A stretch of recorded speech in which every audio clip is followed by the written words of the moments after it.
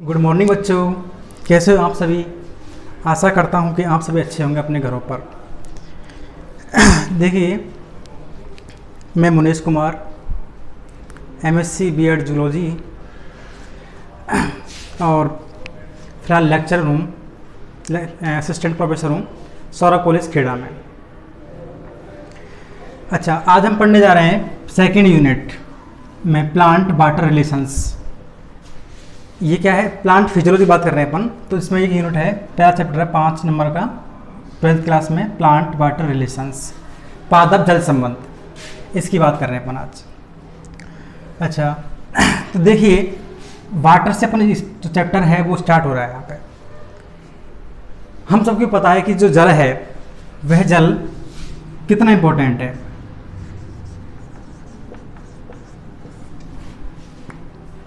जल के अंदर बहुत सारी क्रियाएं संपन्न होती हैं। सजीवों की जो भी जैविक प्रोसेस हैं वो क्या होती हैं, जल के बिना अधूरी हैं। जल के बिना ही क्या है, जल के अंदर सारी क्रियाएं संपन्न होती हैं।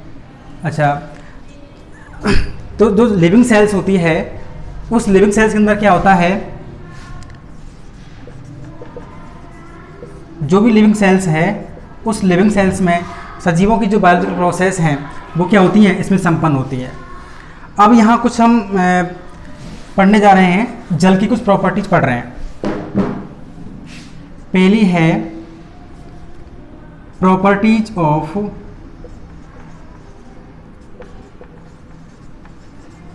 वाटर, जल की विशेषताएं। यहाँ मैं बात करूं तो पहली है बच्चों, पहली विशेषता है यूनिवर्सल सॉल्वेंट।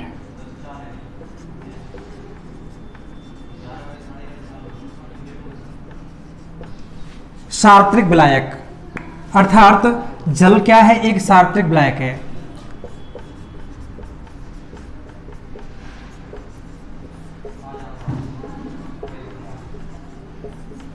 जल के अंदर जो भी हम कुछ घोलेंगे वो क्या होगा, जल के अंदर घुलनशील हो जाएगा।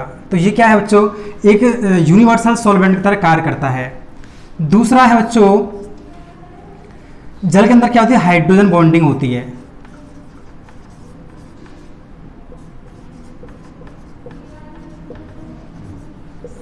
जल में क्या होता है बच्चों, जल की जो जल का सूत्र देखें अपन, जल का सूत्र बच्चों H2O, क्या है H2O।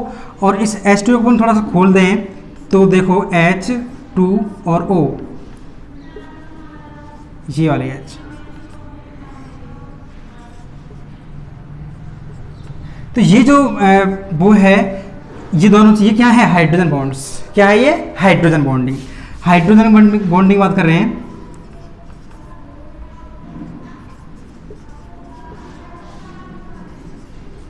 तो ये जो चैन है, ये कौन से बल है, दुर्बल बल, और ये कौन सा बल है, प्रबल बल। ठीक है, तो यहाँ जो अपन जल का अनुसूत्र है H2O, उसमें अपन देखें तो उसमें कौन सा बॉन्ड होता है बच्चों, हाइड्रोजन बॉन्ड्स प्रेजेंट होता है।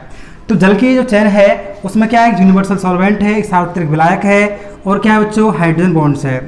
अच्छा, अगली विशेषता है इसमें कि जल क्या है, जल एक पोलर बॉडी है, पोलर सॉल्वेंट्स है।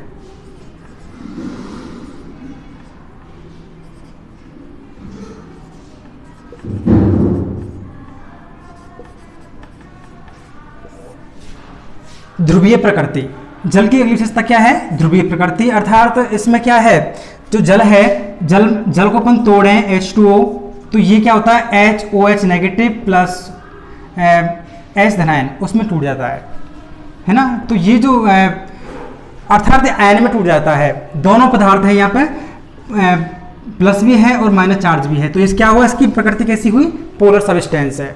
पोलर क्या है, पोलर प्रकृति है इसकी। अगली विशेषता है इसकी कोहेसिव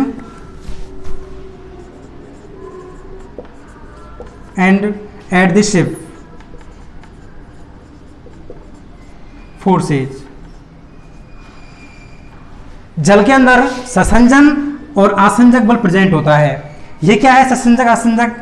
अगर जल को हम किसी पतली ट्यूब में से गुजारें, किस में से गुजारें, एक पतली ट्यूब में से गुजारें, तो ट्यूब के अंदर क्या होता है, जल के जो मॉलिक्यूल्स होते हैं H2O, वो क्या होता है, एक पतली चेन के रूप में क्या होते हैं, गति करते हैं, मूवमेंट्स करते हैं। अच्छा, जैसे कि इसका उदाहरण क्या है, जो पौधों के अंदर जो भूमि से क्या होता है, जल का जो अवशोषण है वो किसके कारण होता है, संसंजन बल के कारण होता है। इस चीज़ को अपन आगे पढ़ेंगे, आगे बाष्पोत्सर्जन में, लेकिन फिर भी सुन लो। पौधों के अंदर जो तना होता है, उसमें तने में क्या होता है, चेन बनती है। तो ये क्या है, जड़ है, रूट है। तो जब पौधों के अंदर पूरी प्रक्रिया होगी जल अवशोषण की, तो यहाँ जो जाइलम फिलोएम है वो क्या, जाइलम इनके अंदर क्या होगा, जल के जो मॉलिक्यूल्स है एक चेन के रूप में क्या करेंगे, गति करेंगे और पौधों के विभिन्न भागों तक पहुंच जाएंगे। ठीक है, तो संसंजक बल अर्थात कोएसिव जो फोर्सेज है उसके कारण क्या होता है, जल भूमि से अवशोषित होकर और पौधों के विभिन्न भागों तक पहुंच जाता है। अच्छा, अब अगला है एडहेसिव फोर्सेज अर्थात आसंजक बल। जल को अपन एक खुले पात्र में रखें तो कैसा व्यवहार करता है, एक खुले फर्श की तरह व्यवहार करता है, और यहाँ पर क्या एक चैन बन रही है। ठीक है, तो ये कोएसिव हो गया अर्थात संसंजक बल हो गया, और ये कौन सा है, आसंजक बल। तो जल के अंदर दोनों बल प्रेजेंट होते हैं, संसंजक बल और आसंजक बल अर्थात कोएसिव एंड एडहेसिव फोर्सेस। अच्छा, अगली विशेषता है यहाँ पर, अगली विशेषता क्या है, अगली विशेषता की बात करें अपन तो जल जो हाई स्पेसिफिक हीट,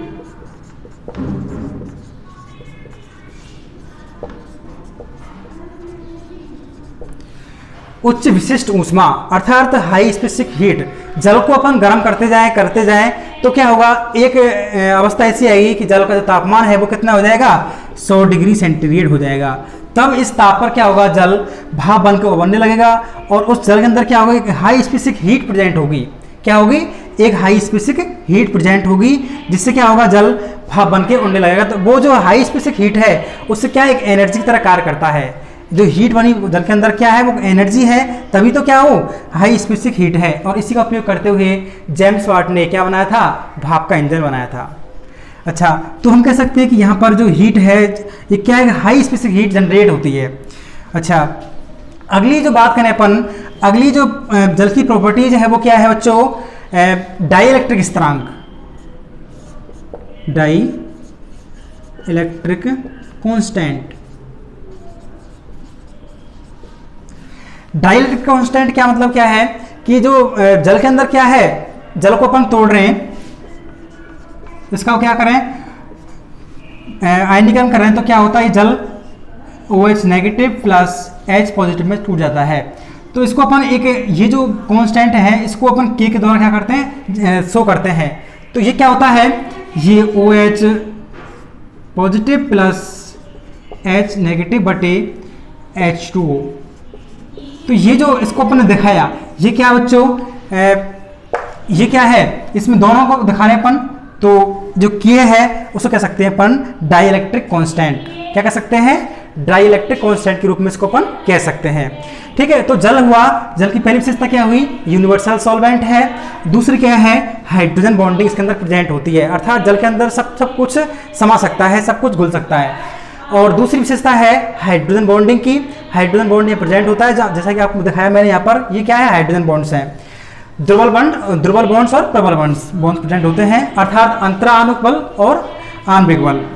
अगली है पोलर नेचर्स, जो जल है उसकी जो मॉलिक्यूल्स जो पोलर प्रकृति होती है, क्या होती है बच्चों, पोलर प्रकृति। और अगली है संसंजक आसंजक बल, अर्थात cohesive and adhesive forces present होते हैं। जल को अपन पतली ट्यूब के अंदर लें तो क्या होगा, एक चैन के रूप में गति करता है। अच्छा, अगला है डाइलेक्ट्रिक कांस्टेंट, डाइलेक्ट्रिक कांस्टेंट अर्थात K। तो जल के अंदर क्या होता है बच्चों, डाइलेक्ट्रिक कांस्टेंट प्रेजेंट होता है, एक डाइलेक्ट्रिक स्थिरांक के रूप में कार्य करता है। अगली है जल का जो मॉलिक्यूल्स है, जल का मॉलिक्यूल्स सभी अवस्थाओं में प्रेजेंट होते हैं, सॉलिड में भी होता है और गैस में भी होता है और लिक्विड में भी होता है। जल के जो मॉलिक्यूल्स हैं, उस जल के मॉलिक्यूल्स, जल है वह ठोस की तरह भी कार्य कर सकता है, गैस की तरह भी कार्य कर सकता है और लिक्विड की तरह कार्य भी कर सकता है। यहाँ बात करें ठोस, अगर जल को अपन कितना ठंडा करें, 0 पर ठंडा करें सेंटीग्रेड पर, तो क्या होता है, बर्फ का निर्माण होता है। और बर्फ क्या है, अगर बर्फ को क्या करें अपन थोड़ा सा गर्म करें, थोड़ा सा और हीट दें, तो क्या होता है, वो फिर से लिक्विड में चेंज हो जाता है, और लिक्विड को अपन गर्म करें तो गैस बन जाता है। तो इस तरह से यहाँ पर जो जल है, जल की क्या है, जल के अंदर तीनों की अवस्थाएं प्रेजेंट होती हैं, ठोस, द्रव और गैस, अर्थात सॉलिड, गैस और लिक्विड की अवस्थाएं प्रेजेंट होती हैं। ठीक बच्चों, तो ये थी कुछ प्रॉपर्टीज ऑफ वाटर, जल की कुछ विशेषताएं। अब थोड़ा सा अपन यहां देखें अपन कि जो जल है, जल को हमको पता है कि जल जीवन के लिए बहुत ही इंपॉर्टेंट है। जल के बिना जीवन क्या है, अधूरा है। और जल के अंदर सभी जो बायोलॉजिकल रिएक्शंस होती हैं, क्या होती हैं, बायोलॉजिकल रिएक्शंस।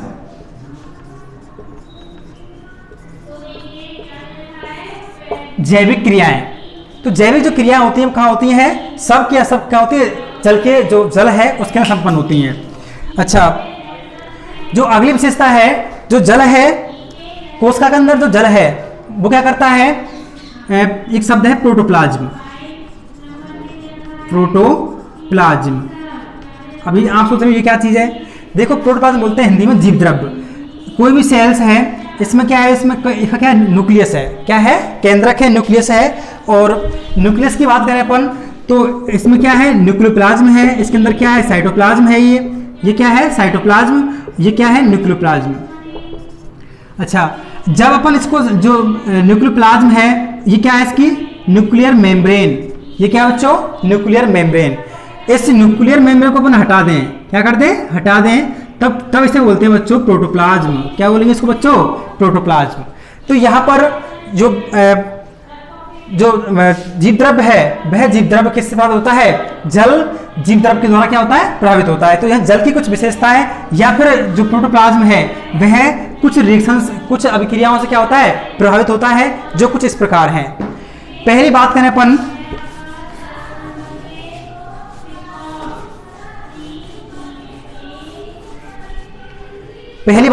जो जल है, क्या है, जल है, जल प्रोटोप्लाज्म के द्वारा क्या होता है, या फिर प्रोटोप्लाज्म जल की विभिन्न क्रियाओं के द्वारा संपन्न होता है।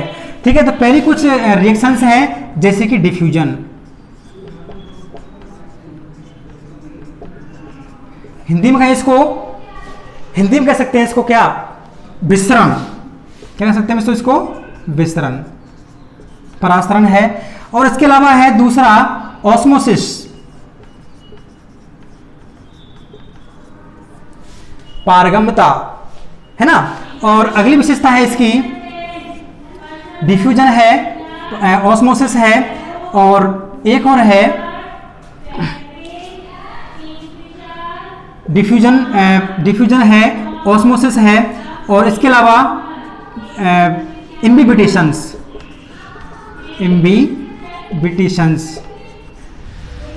अंतः चूषण या चूषण की क्रिया के द्वारा।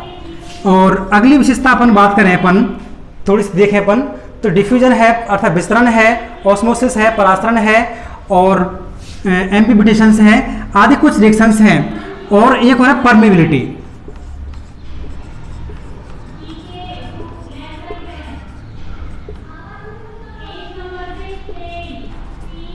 पारगम्यता। इनके द्वारा क्या होता है बच्चों, जो जीव द्रव्य प्रभावित होता है। तो पहले अपन अध्ययन करेंगे पहले डिफ्यूजन के बारे में। पहले अपन जो अध्ययन करेंगे वो क्या है, विस्तरण या डिफ्यूजन या परासरण, विस्तरण। तो आज हम अध्ययन करने वाले हैं अभी डिफ्यूजन को लेकर के।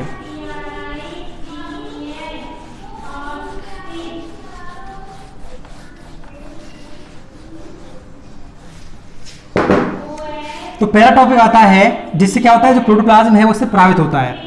तो पहला है डिफ्यूजन, विस्तरण। देखिए, आप सबको पता है कि विस्तरण का हमारे दैनिक जीवन में बहुत उपयोग है।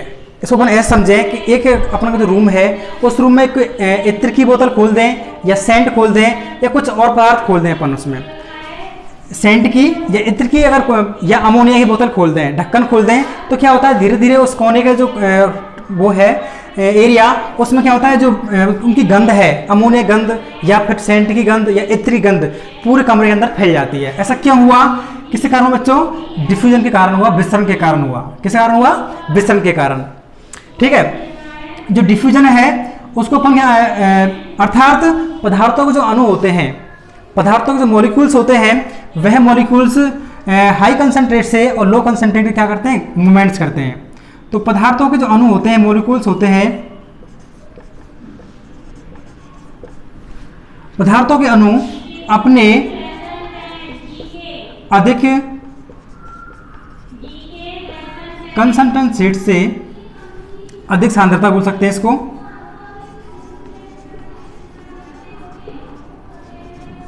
कंसंट्रेशन से और कम कंसंट्रेशन की ओर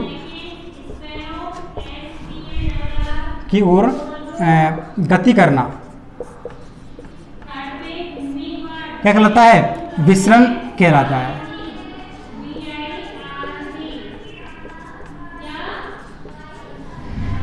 पदार्थों के जो अणु होते हैं वे अपने अधिक सांद्रता क्षेत्र से और कम सांद्रता क्षेत्र की ओर क्या करते हैं? गति करना क्या कहलाता है? विसरण कहलाता है।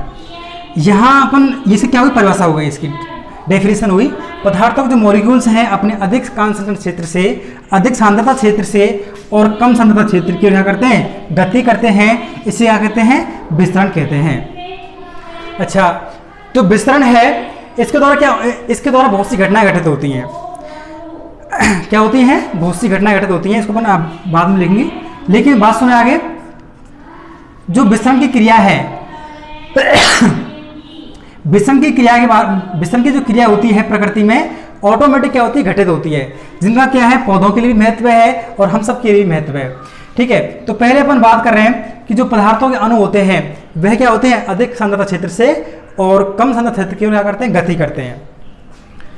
अच्छा, अब देखिए, जो पदार्थों के जो मॉलिक्यूल्स हैं, वो मॉलिक्यूल्स अपनी जो खुद की सांद्रता होती है उससे क्या करते हैं? उसी से प्रभावित होते हैं। दूसरों की सांद्रता कितनी भी हो उससे प्रभावित नहीं होंगे। एक इसको उदाहरण समझें कि एक ही जो वो है तंत्र, एक ही कोई तंत्र है, सिस्टम्स है, उस सिस्टम में क्या करने अपन? एक ही सिस्टम में, एक ही तंत्र में दो या दो से अधिक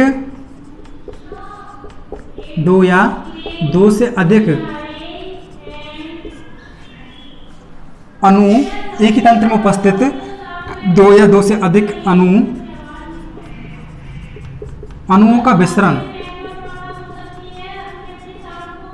अणुओं का क्या है? विसरण। अणुओं का विसरण अपनी खुद की सांद्रता पर निर्भर करता है। अपनी खुद की सांद्रता या कंसंट्रेशन पर क्या करता है? निर्भर करता है।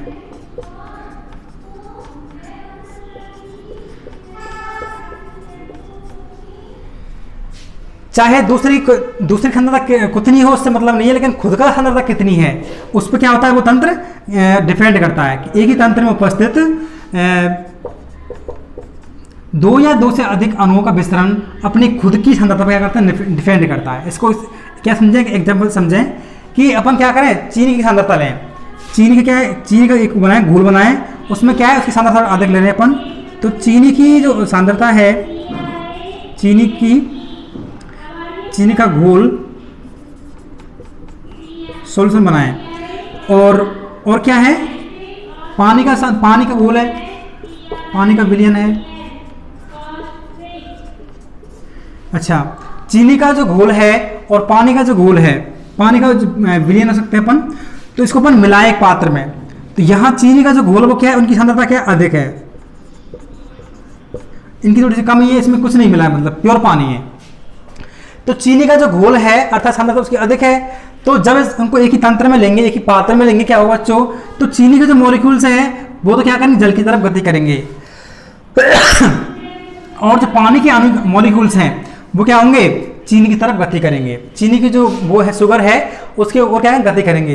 तो यहाँ पर जो सांद्रता है खुद की, जो चीनी की सांद्रता कितनी है उसी के हिसाब से क्या हो? खुद ये क्या होती है? प्रभावित होती है विसरण की दर, है ना। तो विसरण की दर यहाँ चूंकि सांद्रता इसकी अधिक है, इसकी सांद्रता कम है, तो दोनों क्या है? अपनी अपनी सांद्रता क्या कर रहे हैं? अपनी अपनी इनकी ओर आपस में प्रवेश कर रहे हैं। तो चीनी के जो मॉलिक्यूल्स हैं इनकी सांद्रता अधिक है, इसलिए जो चीनी के मॉलिक्यूल्स हैं वह पानी की ओर गति करेंगे, और पानी के जो मॉलिक्यूल्स हैं इनकी सांद्रता कम है तो क्या होंगे? चीनी की ओर गति करेंगे। ठीक है, तो इस तरह से हम कह सकते हैं कि एक ही तंत्र में दो या उपस्थित दो या दो से अधिक अणुओं का विस्तरण अपनी खुद की सांद्रता पर निर्भर करता है, दूसरों की सांद्रता पर निर्भर नहीं करता है। ठीक है। अच्छा, एक और बात सुने, तो ये क्या चीनी का उदाहरण हुआ, तो एक हमने क्या लिया, नमक का लिया, चीनी का वो लिया सॉल्यूशन, और एक के लिए पानी लिया एक पात्र में, दोनों को मिलाया, तो क्या हुआ, चीनी का जो सॉल्यूशन है, चीनी के जो अणु है वे पानी की ओर गति करेंगे, पानी के मॉलिक्यूल्स की ओर गति करेंगे, और पानी के जो मॉलिक्यूल्स हैं वह चीनी की ओर, जो चीनी के मॉलिक्यूल्स हैं उनकी ओर प्रवेश करने की कोशिश करेंगे। ठीक है, ये हुआ। अच्छा, अब बात सुनो, एक शब्द है खुद की सांद्रता। खुद की सांद्रता की बात करें अपन, खुद की जो सांद्रता है इसका मतलब क्या है, चाहे कोई पदार्थ है उसकी सांद्रता कितनी भी हो, उससे कोई मतलब नहीं है उससे कोई मतलब नहीं उस चीज से कि जो पदार्थों के मॉलिक्यूल्स हैं उनकी खुद की सांद्रता कितनी है, उसी डिपेंड करती है क्या, विसरण की दर। तो इसे बोलते बच्चों इंडेफिडेंट, INDEPENDENT, डिफ्यूजन, स्वतंत्र विसरण। इसको एक उदाहरण समझें कि जो प्लांट्स होते हैं वो प्लांट्स क्या करते हैं, प्लांट्सों की वृद्धि के लिए आपको पता है CO2 जरूरी है, ऑक्सीजन जरूरी है, और क्या जरूरी है, जलवाष्प जरूरी है। ठीक है, अगर इन तीनों की सांद्रता हमको पता है कि अलग अलग होती है, CO2 की अलग होती है और O2 की सांद्रता अधिक होती है और जलवाष्प की सांद्रता अधिक होती है। ठीक है, तो वातावरण में इन तीनों की सांद्रता कितनी अलग अलग होती है, उसी के हिसाब से क्या होती है, जो इनकी विसरण की दर है वो पाई जाती है। ठीक है, और ऐसा नहीं है कि जलवाष्प की सांद्रता O2 प्राप्त करेगी, O2 की सांद्रता CO2 करेगी, या इसको करेगी, इससे कोई मतलब नहीं है। खुद की सांद्रता खुद वो आकर प्रभावित करेगी, उसी हिसाब से जो मॉलिक्यूल्स हैं वो उनको क्या होगा, उनका वातावरण क्या होगा, विस्तरण होगा। ठीक है, तो खुद की सांद्रता पर क्या करता है बच्चों, जो विस्तरण है वो निर्भर करता है। पदार्थों की खुद की सांद्रता कंसंट्रेशन कितनी है, इस पर क्या करता है, विस्तरण निर्भर करता है। इसे बोलते हैं बच्चों इंडेफिनेट डिफ्यूजन, अर्थात स्वतंत्र विस्तरण।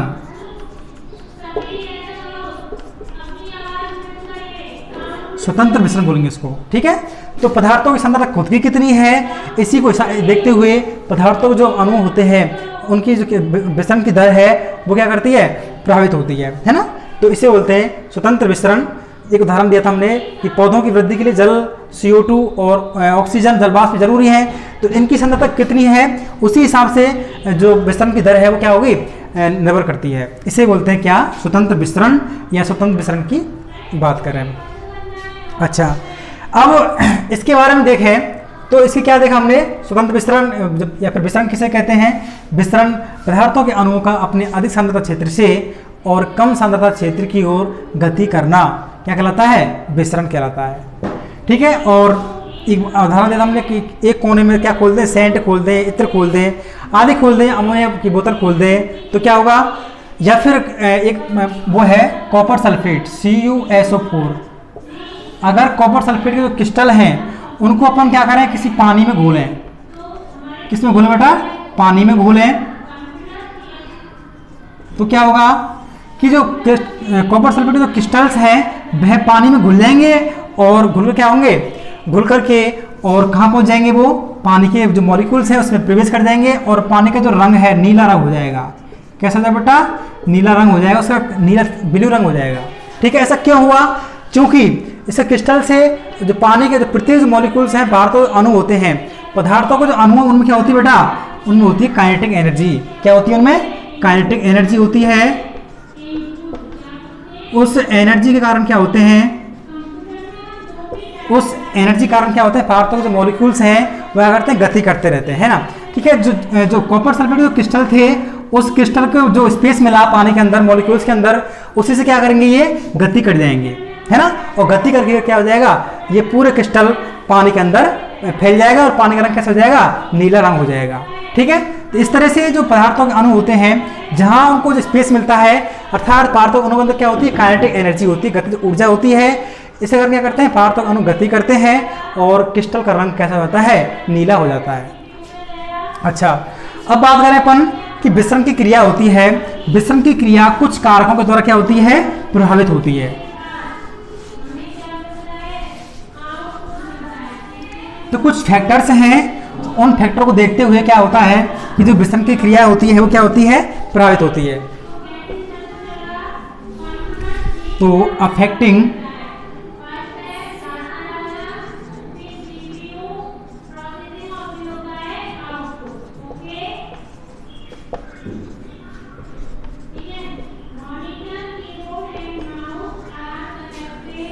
कुछ कारक हैं, वो कारक क्या करते हैं, जो डिफ्यूजन है उसको प्रभावित करते हैं।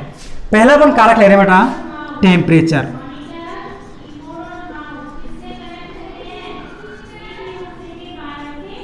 पहला जो कारक क्या है, टेम्परेचर, अर्थात तापमान बढ़ाएंगे, क्या बढ़ाएंगे, तापमान बढ़ाएंगे तो क्या होगा, पदार्थों के जो मॉलिक्यूल्स हैं, पदार्थों के जो मॉलिक्यूल्स हैं उनके अंदर क्या होगा, जो काइनेटिक एनर्जी है क्या बढ़ेगा, क्या बढ़ेगी, काइनेटिक एनर्जी बढ़ेगी। और क्या होगा, जो विसरण है, विसरण की क्रिया क्या होगी, तो विसरण की क्रिया क्या होगी, बढ़ेगी। तो पहला जो अपन कारक है, अगर तापमान बढ़ाएंगे, अर्थात तापमान के बढ़ने से क्या होता है, पदार्थों के जो मॉलिक्यूल्स हैं उनके अंदर क्या बढ़ती है बेटा, काइनेटिक एनर्जी बढ़ती है, के बढ़ता है, जिससे क्या होती है, विसरण की क्रिया भी बढ़ती है। ठीक है। अच्छा, दूसरा हुआ, दूसरा है डेंसिटी ऑफ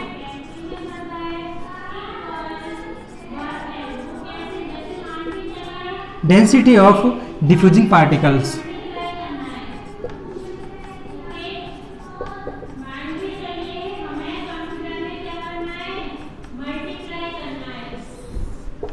देखिए, अर्थात पदार्थों का जो घनत्व है, घनत्व के हिसाब से क्या होता है बेटा कि जो विसरण की क्रिया है वो क्या होती है, प्रभावित होती है। तो डेंसिटी ऑफ डिफ्यूजिंग पार्टिकल्स, पदार्थों का घनत्व कितना है उसके हिसाब से भी क्या होता है बेटा, जो विसरण की क्रिया है वो क्या होती है, प्रभावित होती है।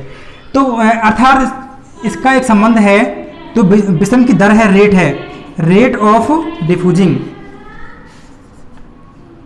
या इसमें होता है डिफ्यूजिंग रेट।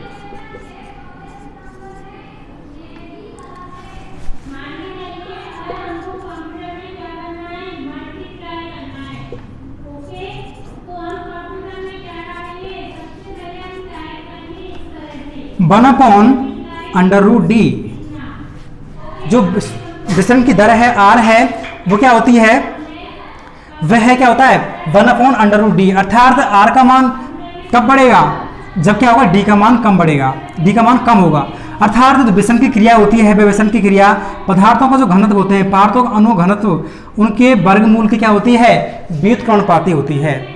विसरण की क्रिया पदार्थों का अणु का जो घनत्व होता है, उस घनत्व के वर्गमूल के क्या होती है, व्युत्क्रमणपाती होती है। ठीक है। तो inversely proportional to, inversely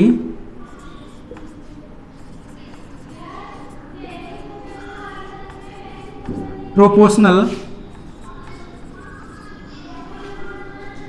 to the square root of density.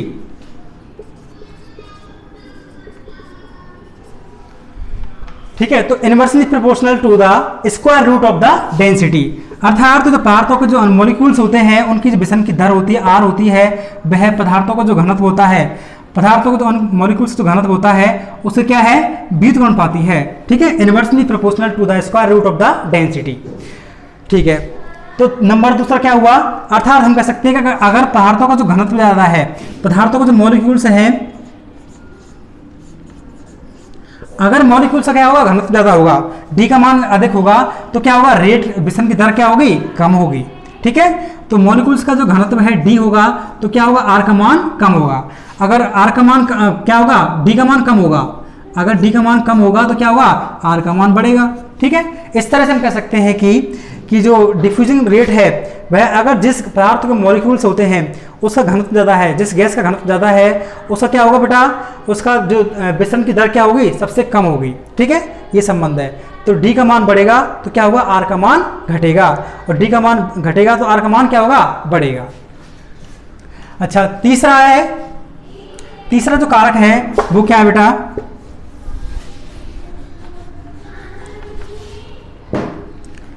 वो है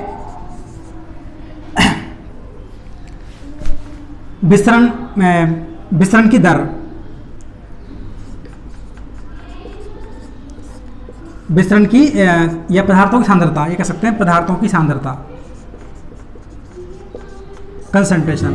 हम कह सकते हैं कि जो पदार्थों के अणु होते हैं वो पदार्थों के अणु क्या करते हैं, उनके अधिक सांद्रता क्षेत्र से और कहाँ करते हैं, वो कम सांद्रता क्षेत्र की ओर गति करते हैं। तो विसरण की जो अणु हैं वह क्या करते हैं, उनकी विसरण की दर अर्थात अधिक सांद्रता क्षेत्र से और क्या करते हैं, कम की ओर क्या करते हैं, गति करते हैं। जो परिभाषा थी उसमें वही बात आ गई है ना। हमने ये पर थी पदार्थों के अणु अपने अधिक सांद्रता क्षेत्र से और कम जो सांद्रता क्षेत्र है उसे क्या करते हैं, गति करते हैं। ठीक है, इस तरह हम कह सकते हैं कि जो पदार्थों के मॉलिक्यूल्स हैं वो मॉलिक्यूल्स अपनी अधिक सांद्रता क्षेत्र से क्या करते हैं, कम की ओर गति करते हैं। ठीक है, ये थे कुछ फैक्टर्स थे, कुछ कारक थे जिनसे क्या होता है, विसरण की क्रिया क्या होती है, प्रभावित होती है। तो पहला कारक कौन सा था, टेम्परेचर। अगर तापमान बढ़ेंगे तो क्या हो बेटा, पदार्थों की जो काइनेटिक एनर्जी है, गतिज ऊर्जा है वो बढ़ेगी और क्या होगा, विसरण की दर भी बढ़ेगी। दूसरा है डेंसिटी ऑफ डिफ्यूजिंग पार्टिकल्स, अर्थात जो विसरण की क्रिया है उस विसरण की क्रिया की जो दर है वह पदार्थों के जो मॉलिक्यूल्स होते हैं उनके जो घनत्व है, घनत्व के क्या है, वर्गमूल के व्युत्क्रमानुपाती होता है, अर्थात inversely proportional to the square root of density. अच्छा, तीसरी है कंसंट्रेशन ऑफ मॉलिक्यूल्स, अर्थात जो पदार्थों की सांद्रता है उनके हिसाब से भी क्या होता है, अर्थात पदार्थों के जो अणु होते हैं, पदार्थों के अणु अपने अधिक सांद्रता क्षेत्र से और कम सांद्रता क्षेत्र की ओर क्या करते हैं, गति करते हैं। ठीक है बेटा, और ये था विसरण को प्रभावित करने वाले कुछ कारक।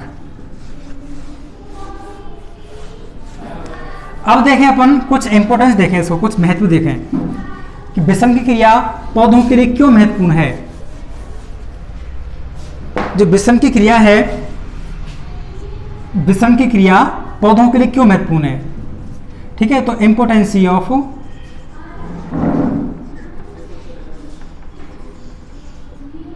प्लांट्स, इंपोर्टेंसी ऑफ डिफ्यूजिंग,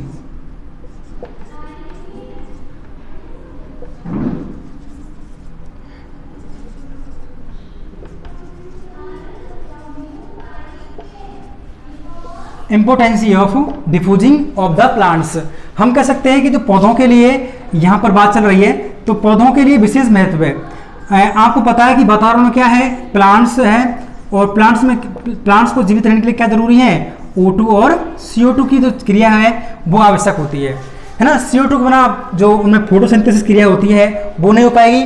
तो वातावरण में जो पौधों के लिए O2 और जो CO2 का विनिमय है वह किससे होता है बेटा, डिफ्यूजिंग की क्रिया के द्वारा क्या होता है, वो संपन्न होता है। ठीक है, विसरण की क्रिया के द्वारा क्या होता है, पौधों के लिए, पौधों को वातावरण से जो O2 और CO2 का क्या है, आपस में एक्सचेंज है, विनिमय है, उसके कारण क्या होता है, संपन्न होता है। किसके कारण, डिफ्यूजिंग के कारण। दूसरा महत्व है पौधों को, प्लांट्स को, जो पौधों के लिए जो जल का अवशोषण है, वाटर का जो अवशोषण है, भूमि से जो जल है, जल का जो अवशोषण है, जल का अवशोषण रूटों के द्वारा कौन सी क्रिया के द्वारा होता है बेटा, जो विसरण की क्रिया है उसके द्वारा क्या होता है बेटा, संपन्न होती है। तीसरा है खनिज लवणों का अवशोषण, मिनरल्स होते हैं, उन मिनरल्स का क्या है, अवशोषण है।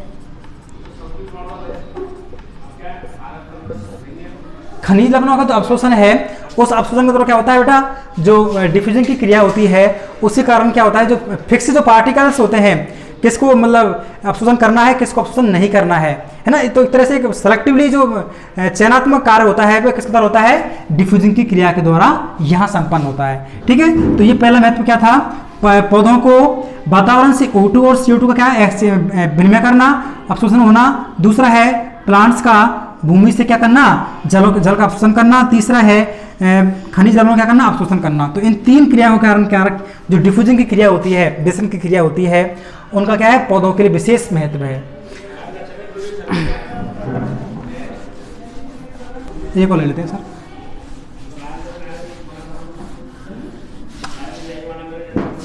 देखिए बेटा, अब अगले टॉपिक आता है परमिबिलिटी।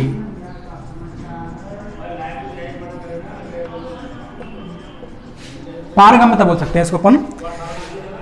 देखिए पारगम्यता या परमिबिलिटी, इसका मतलब क्या है कि कोई कोशिका है अपने पास, क्या है बेटा, कोई कोशिका है ये, और इस जो सेल्स है उस सेल के अंदर कोई भी पदार्थ क्या करेंगे, प्रवेश करेंगे, और कोई क्या करेंगे, इससे निकलेंगे, है ना।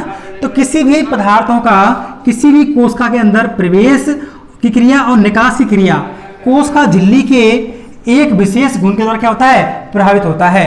इसे कहते हैं पारगम्य, या पारगम्यता कह सकते हैं, या पारगम्य कह सकते हैं, या परमेबिलिटी कहलाते हैं। तो पदार्थों का कोई पदार्थ है, उस पदार्थों के अणु किसी कोशिका के अंदर प्रवेश करने की क्रिया और उससे बाहर निकलने की क्रिया कोशिका झिल्ली के एक विशेष गुण के द्वारा क्या होती है, प्रभावित होती है, उसे कहते हैं पारगम्य। परमेबिलिटी कह सकते हैं उसको, क्या कहते हैं उसको, पारगम्य। अच्छा, अब देखिए एक शब्द काम में लिया मैंने, जल। जल को क्या बोल सकते हैं, क्या जल क्या बेटा पता है, सॉल्वेंट है। क्या है बेटा, सॉल्वेंट। और जो विलेय पदार्थ हैं, विलेय पदार्थ हैं, उन्हें कहते हैं बेटा क्या, सॉल्यूट। ठीक है, तो इसको एक और नाम हिंदी कहते हैं अपन, विलायक। और ये इसे कह सकते हैं विलेय पदार्थ या विलेय, है ना।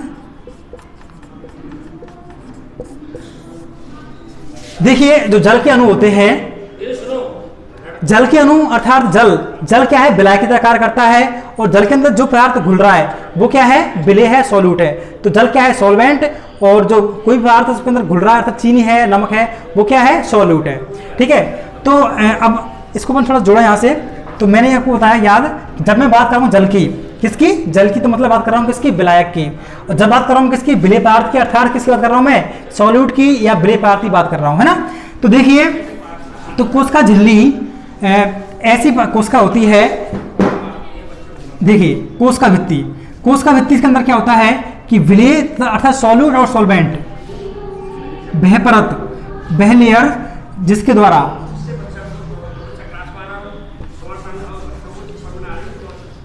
वह लेयर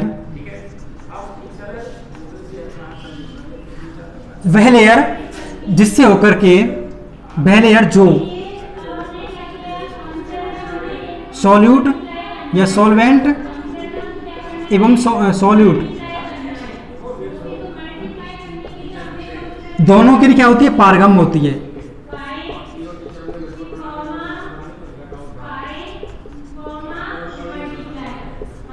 परमेबल होती है, उसे कहते हैं पारगम्यता या पारगम्य।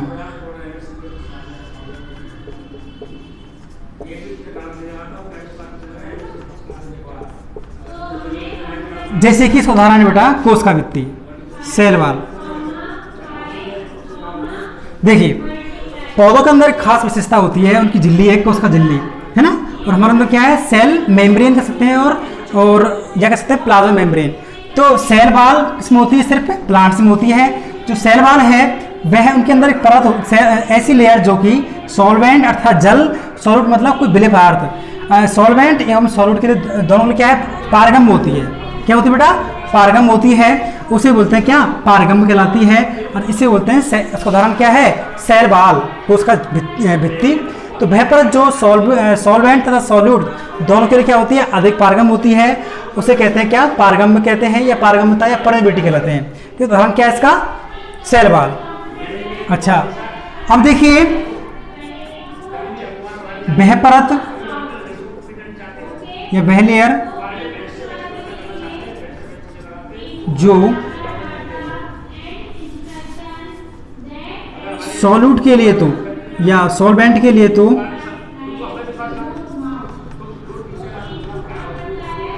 सॉल्वेंट के लिए अधिक पारगम्य होती है,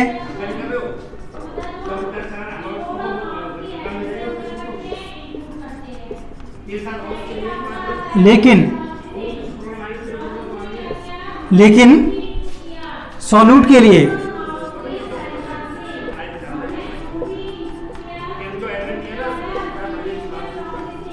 कम पारगम्य होती है।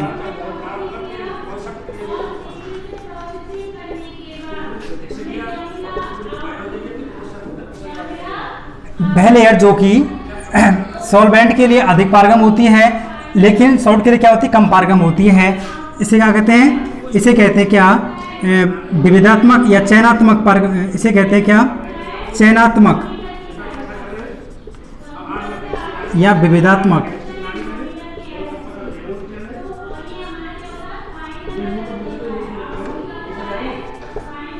पारगम्य कहलाते हैं।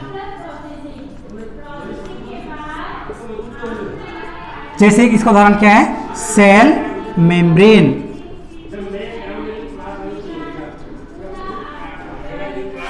वह लेयर जो कि सॉल्वेंट के लिए अधिक पारगम होती है लेकिन सॉलिड के लिए क्या है, कम पारगम होती है, उसे कहते हैं चयनात्मक झिल्ली या फिर विभेदात्मक पारगम्य कह सकते हैं इसको, या सेलेक्टिवली परमेबल कह सकते हैं। उदाहरण क्या है इसका, सेल मेम्ब्रेन। ये सेल मेम्ब्रेन कहाँ होती है बेटा, सिर्फ किस में होती है, एनिमल सेल में होती है। अच्छा, अब एनिमल सेल्स की विशेषता ऐसी परिस्थितियों में, कुछ परिस्थिति ऐसी होती है उनके लिए जो सेल मेम्ब्रेन है, वह सेल मेम्ब्रेन जो सॉल्वेंट है, वह परत या वह लेयर जो सॉल्वेंट के लिए इसका एक उदाहरण और है बेटा, टोनोप्लास्ट।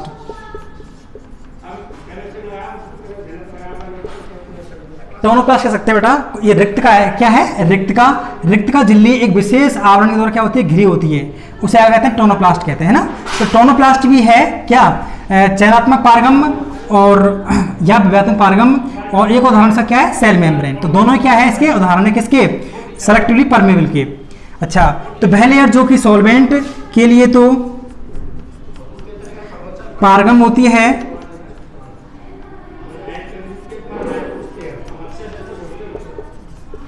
लेकिन सॉल्यूट के लिए क्या है, पूर्णतः अपारगम होती है, अपारगम।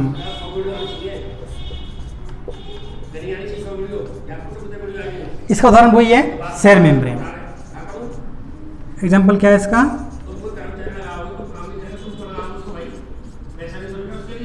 Cell membrane. ठीक है, तो सेल मेम्ब्रेन दोनों प्रकार से कार्य कर सकती है।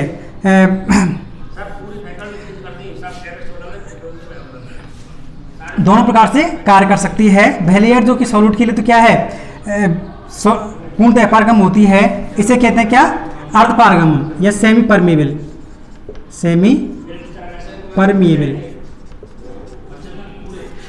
अर्थात अर्धपारगम झिल्ली।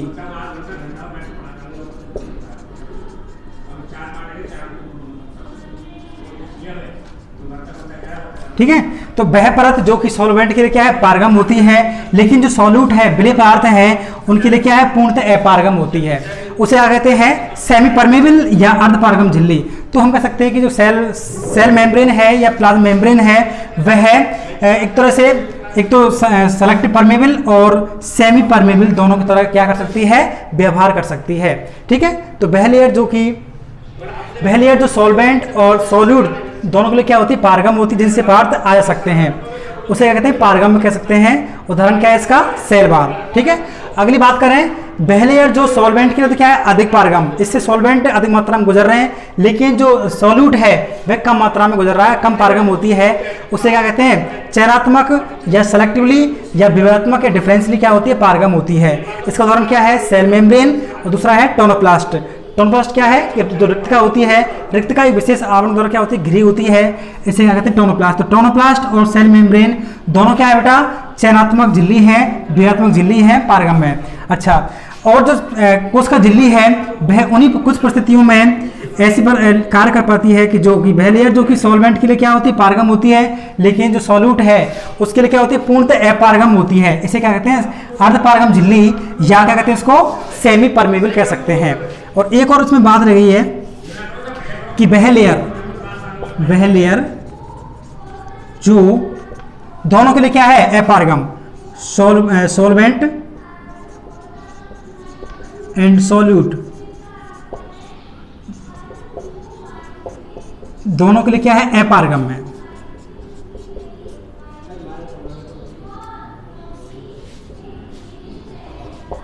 दोनों के लिए क्या बेटा अपारगम है, उसे क्या कहते हैं, उसे कहते हैं अपारगम झिल्ली।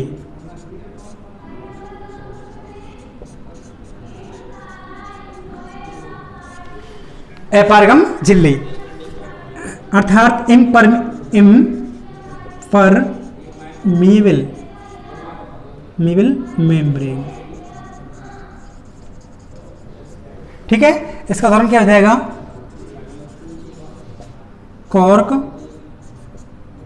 Cork sales and cuticle उपत्वचा। ठीक है, कॉर्क कोशिकाएं होती हैं, आगे जाएगा, आपने पढ़ा 11वीं क्लास में। कॉर्क कोशिकाएं और कौन सी त्वचा, और क्यूटिकल। दोनों क्या होती है बेटा, इनसे जो ना तो सॉल्वेंट गुजर पाता है, ना क्या जो सॉल्यूट है, वो दोनों के लिए क्या होती है अपारगम होती है। तो पहले जो कि सॉल्वेंट और सॉल्यूट दोनों के लिए क्या है अपारगम है, इनसे पूरी तरह से क्या है पदार्थों के अणु नहीं जा सकते हैं। क्या कहते हैं अपारगम या इम्परमेबल मेम्ब्रेन कहते हैं। उदाहरण क्या है इसका, कॉर्क कोशिकाएं और क्यूटिकल सेल्स। ठीक बेटा, तो ये